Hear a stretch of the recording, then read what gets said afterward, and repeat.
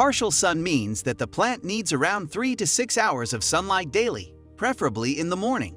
When choosing a partial sun site in your garden, consider the position of taller trees and shrubs. Plants that need partial sun should be planted on the eastern side of well-established trees and shrubs. This means that the plants will get plenty of morning sun but will be shaded from the extreme heat of the afternoon sun. For indoor plants, the ideal position would be an east-facing window that gets plenty of morning sun but is shaded from the harsh afternoon heat. Many flowering plants that have large dark green leaves prefer to grow in partial sun. These include begonias, calla lilies, camellias, and rhododendrons. Large trees such as the fiddle-leaf fig are also a good choice. Many vegetable varieties that we grow for their green leaves, such as lettuce, kale, Swiss chard, and spinach, also grow well in partial sun. In nature, partial sun spaces include open forest areas. These forests have tall trees with open canopies that let the sun filter through to the smaller shrubs and flowers below.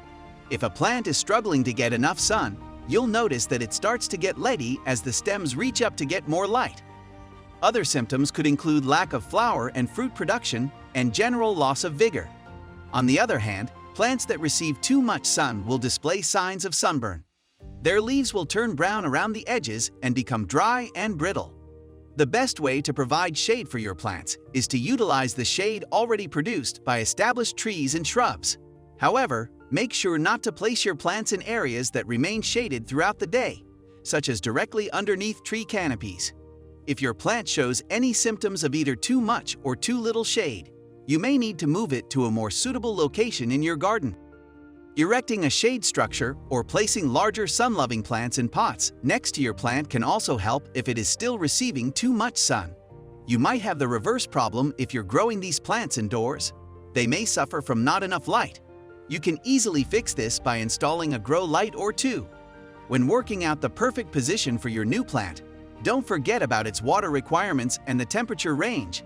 Water and temperature play an important role in how well your plant will thrive in any position in the garden.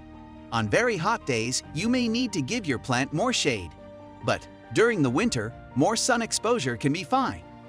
Remember too that the heat and sun will cause more evaporation. So you need to give your plants more water in summer than you would in the colder months